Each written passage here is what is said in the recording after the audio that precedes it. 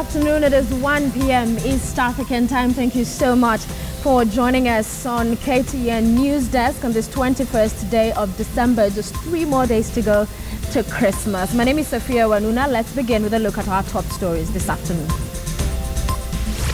2 people die in another suspected Al-Shabaab attack on a Mandera-bound bus.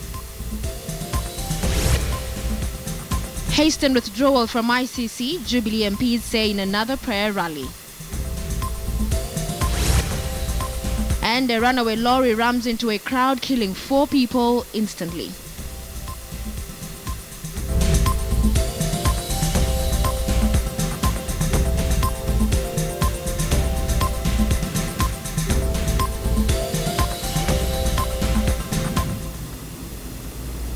Two people died while 3 others were injured this morning after a bus traveling from Nairobi to Mandera was attacked by suspected Al-Shabaab militants. Deputy County Commissioner Julius Otieno said the 7 a.m. attack happened between Dabasity and Borehole 2. Otieno refuted claims that the bus had been hijacked. He said the attackers asked the passengers to alight from the vehicle and attempted to separate Muslims and non-Muslims. Mandera Governor Ali Robert, who spoke to us by phone, said the local passengers stood together with the non-locals, refusing to separate, and dared the attackers to either kill all of them or leave. A lorry that was behind the bus was also attacked in the morning incident. He said intelligence reports from local pastoralist communities indicate that more than 200 Al-Shabaab have crossed into Kotulo from Somalia in the past 3 weeks.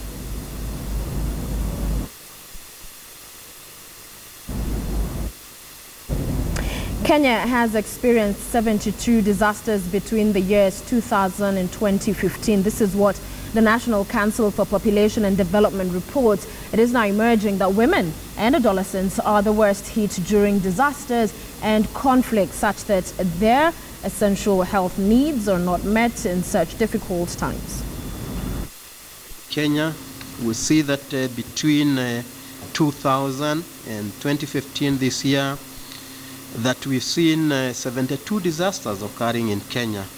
And we also know that Kenya now also hosts there are about 1 million Kenyans who are displaced as refugees and IDPs. So these are issues that are attracting our attention, but we still don't have a lot of documentation on this. And I think this, as we move forward, this is something that we require to strengthen so that we know who are these people who are displaced, their demographic and other characteristics, so that we can be able to take appropriate action.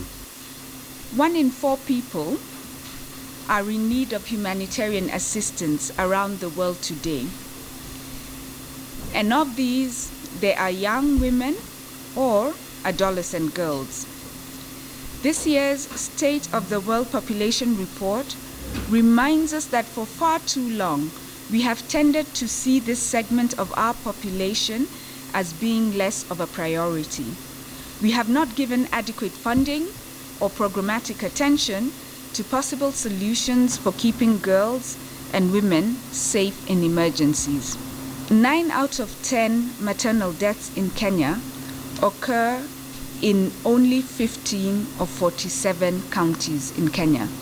I think we should consider this an emergency. A group of Jubilee coalition leaders have once again hit out at the International Criminal Court, saying they are aimed to destabilize Kenya and Africa. The leaders were speaking during a prayer meeting in Iten, Elgeyo Marakwet County. Several members of parliament and other politicians staged yet another prayer meeting for the country's deputy president and radio journalist Joshua Arap Sang against the International Criminal Court ICC. This is despite a warning from ICC presiding judge Chile Eboy Osuji against Kenyan politicians attacking the court. Sisi tumeamua na tumekubali ya kwamba Mwenyezi Mungu muumba wa mbingu na nchi ndiye peke yake anaweza kuleta suluhu katika nchi yetu. We are worshippers of God, and we have no apologies to make to anybody. led by Senate Majority Leader Professor Kithure Kindiki and his deputy Kipchumba Murkomen. They fired salvos at the Hague-based court for politicizing cases against Deputy President William Ruto and radio journalist Joshua Arap Sang. The two are facing charges of crimes against humanity in The Hague. The leaders criticized the move by the ICC to apply Rule 68 of using recanted evidence from witnesses in the case and are threatening to prevent Ruto and Sang from attending court hearings at The Hague if the ICC insists on admitting recanted evidence. Itafika wakati wasiposikia rules of nations tutasema hatuendi. So the message must be clear. ICC court must apply Rule 68 as revised and advised by the Assembly of State Parties in November this year. There is no way whatsoever ever we shall accept the use of recanted evidence, the use of procured witnesses in a case that is concocted, that has no basis, that is only meant to continue the agenda of recolonization of Africa. The more than 50 legislators, among them governors, were meeting in Ite and Elgeyo Marakwet County. The prosecutor at the ICC has already closed her case, and the deputy president could soon be put to his defense. Several such prayer meetings have been held in various parts of the country as the case enters a definitive stage. Jeff Kirui, KTN News. Deputy President William Ruto is hosting over 6,000 Rift Valley leaders at his Sugoi home in Uasin Gishu County to sell the new Jubilee Party. Governors, senators, members of the National Assembly and MCAs from North, Central and South Rift regions are among those invited for the meeting.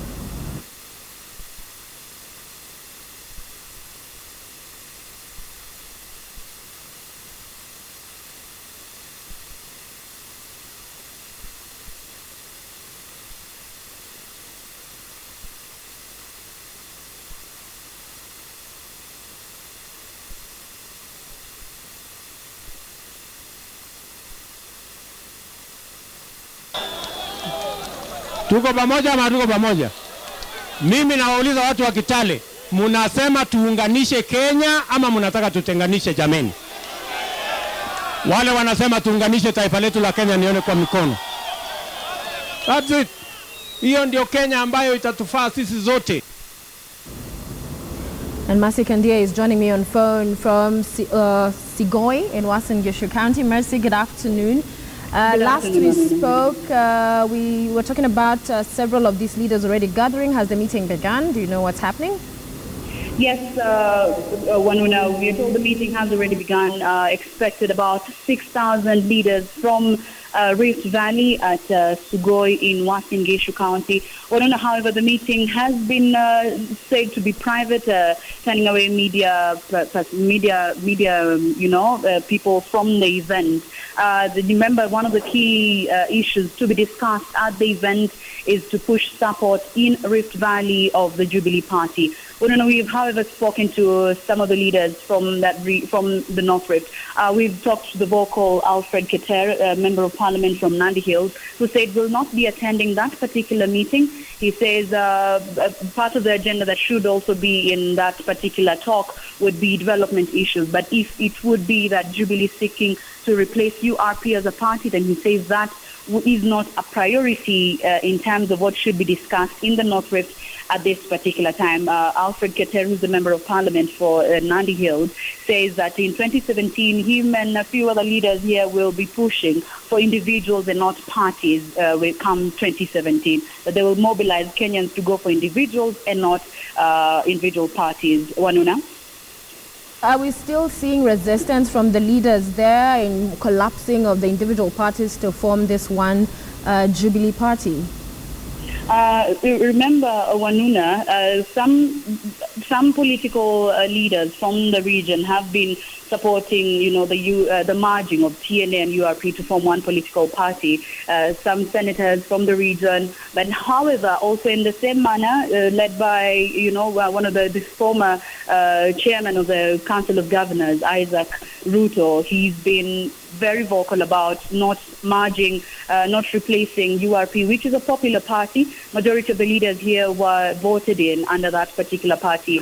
So yes, a lot of contrary for, Jubilee seeking to replace URP, and also some political leaders are also, supporting this particular agenda here in the North Rift, which, Secretary, Member of Parliament Nandi here was saying that these are majorly sycophants and not supporters of the URP. Wanuna?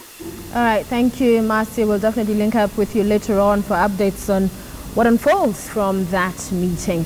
Now, the Kenya Police Service has warned of individuals seeking to break laws during this Christmas holiday. Alongside with NTSA, security measures have been put in place, including the dispatch of officers to major roads, highways and towns. There will be a further crackdown on all and roadworthy vehicles. Urge all road users to adhere to the following basic regulations, which are very, very simple to us, but they are ignored. Do not drive under influence of alcohol. Do not overspeed. Do not overload or board an overloaded vehicle. Use of safety belts.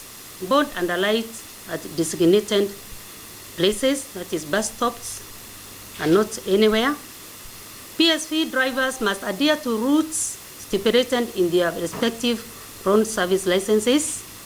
PSV vehicles and other vehicles which are licensed to be strict on a certain route, they must stick on that route, unless otherwise.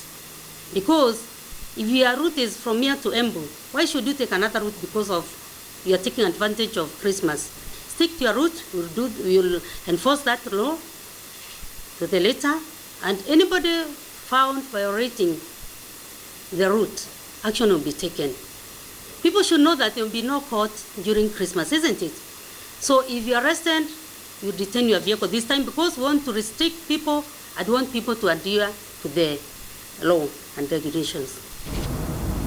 The National Council of Persons with Disabilities is raising concern that leaders have been evading tax and importation of goods.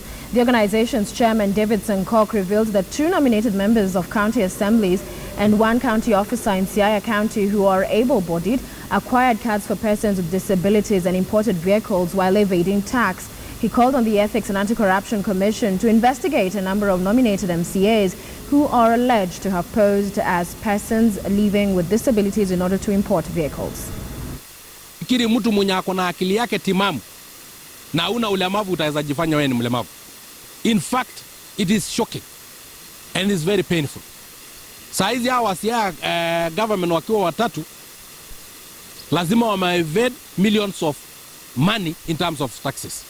Sasa sijui ni wangapi pale nje wako, na ndio sababu lazima uchunguzi ianze mara moja, na wale wote wenye wamekuwa wakihepa taxes ama kuhepa ushuru warudishe ushuru kwa serikali ili iweze kutujengea mashule, ili iweze kutujengea mabarabara, kwa sababu serikali ina depend na ushuru.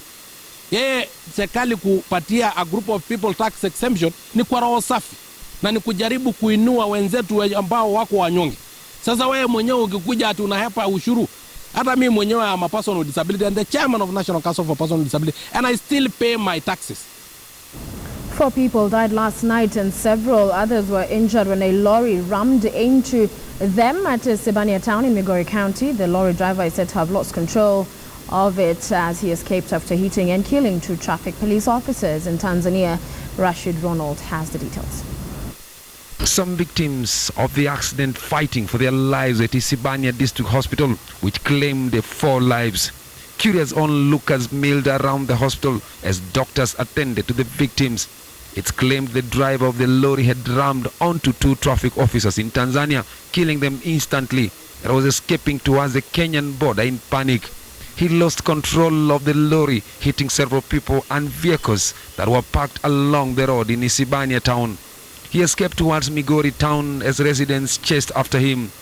On the process, ramming onto 2 boda riders at Mabera shopping center before hitting 3 other vehicles at this shopping center.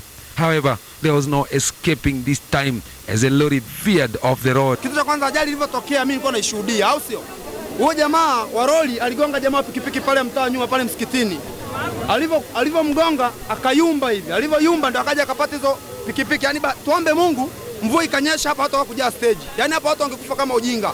Unaona? Baada ya megongo hizo pikipiki mbili ndio zimesababisha gari ikuyumba kwenda kwa mama. Na alikuwa amekosakosa mzee mwingine anaitwa mzee Kiberenge pale, amemgonga na gari yake. Nimetoka upande wa Hispania. Nilikuwa hotelini kinywa chai. Nikasikia watu wapiga kelele huyu tukatoka nje kutoka hii gate ya kwanza kutoka custom hapo. Nikaona imegonga gari kwa nyuma ambao ni double cabin kwa nyuma. Ikagonga kwa nyuma ikakimbia nayo hiyo gari ya chini iko na chuma nyingine imeshika kwa nyuma hivi. Kashika juu yake. Ikakimbia nayo mpaka kwa Sharifu chini hapa. Ilikuwa ikigonga watu kiasi na gonge na magari yalikuwa kando pia. Yalikuwa kwa njia kipita. Pia inagonga. Ikaenda mpaka kwa Sharifu hapa kaona kama leo kuna mama moja alikuwa na mtoto. Pamoja na mtoto, mama na pikipiki. Pia imeua mtoto hapo. The accident disrupted activities along the Isibania-Migori Road. Rashid Ronald, KTN News, Isibania Town in Migori County. Residents of Maraba, Kakamega County have been left homeless after a fierce fire razed down their houses early this morning. The county fire department arrived late and is reported to have done little to stop the damage. And as Dorcas Swangira reports, residents are now demanding compensation from the government. Smoke clouds razed down houses, property damaged, the remaining testament of a fierce fire that spread in Maraba, Kakamega County in the early hours of the morning. Purity Agutu, a tenant in the plot, first witnessed smoke rising from one of the houses. Mama nyumba ya pili akatoka kaanza kushout, Purity kuna nyumba yangu inawaka moto. Nikauliza moto imetokea wapi? Akasema nyumba ya kwanza. Nikaenda kwa nyumba ya kwanza, nilipata kama imefungwa na nje. Kwa hiyo harakati nikajaribu nikafungua mlango. Kufungua mlango moshi ilikuwa imefika kwa mlango, ilikuwa imeshika mattress kwa bedroom, ikawa imefika kwa viti. Sasa kwa harakati singeweza kuokoa kitu juu moshi yenyewe ilikuwa na inhale. Nikashout kaambia wenye kwa hiyo plot ya chini watusaidie waziwe main switch ya stima ndio tujaribu tuweze kuokoa nyumba zingine. At first, the residents assumed that it was caused by a burning stove. Then further leads suggested an electric fault. As the fire spread, residents struggled to salvage their property. They attempted to quench the flames with water. The response from the county fire department, they say, was lax and did very little to help. Tunafikiria wakapiga simu zimamoto ikakuja. Zimamoto kukuja, gari yenyewe haina pressure. Haiwezi hata pitisha maji. Tunaambiwa tupe maji wataki, libidi sio wenyewe. Tufungue pressure, tuchote maji kwa mandoo tukimwaga. Sasa hii gari ya zimamoto hakuna kitu imesaidia. Ili kucha kufungua wanafungua wanasema hakuna pressure. Sasa sisi tukashangaa tutafanyaje? Haya tukawaambia tupatie maji wakakataa. Sasa walikataa, sisi tukatumia kifua kama wananchi wa Kenya wa kuokoa. Tukachukua hiyo maji sisi kumapeshini kwa maji kwa moto vijana tukaanza kumwakilia. Ni hiyo kadi ya zimamoto sasa hivi inatoka hivyo wamesaini chini wanasema wataenda kulipwa. Na sisi vijana ndio tumefanya kazi. Alafu watu wa mzima moto, dereva ndiye anafanya kazi peke yake. Watu wa mkono wa hizo pipe hakuna. Hawajasomea hiyo kazi, waende shule. They now want the county government to compensate them and have a complete overhaul of the fire department. Dorcas Swangira, KTN News, Kakamega. Residents in Teso South, Busia County are calling for authorities to take action against the perpetrators who caused a fatal accident that claimed the lives of 2 teenagers as well as the 2 other people ahead of their burial tomorrow. Now, leaders in the county are also calling for stiffer penalties for traffic offenders to reduce rising road accidents in the county. The 2 teenagers, Sabina Atiyang, 16, and Wycliffe Isogol, 14, died in an accident involving a motorcycle and a trailer in Busia town late last week. However, the deceased father, Abel Muruga, says the family is ready to forgive the owners of the trailer if they own up further, adding that he is not interested in pursuing the case. The deceased's mother, Florence Imokodir, says the family has since been miserable after that accident.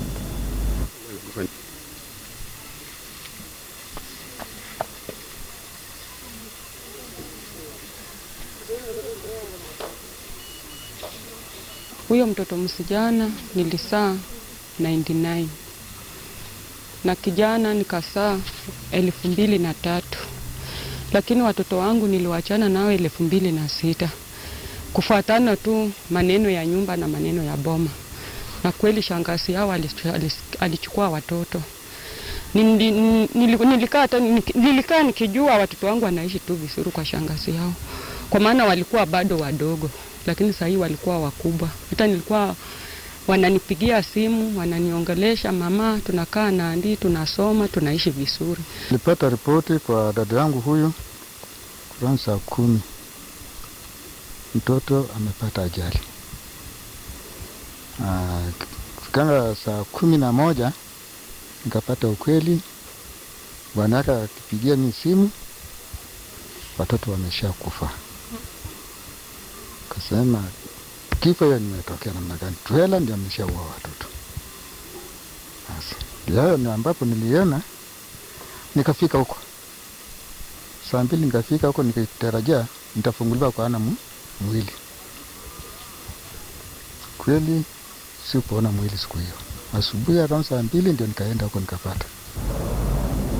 And that's it for KTN News.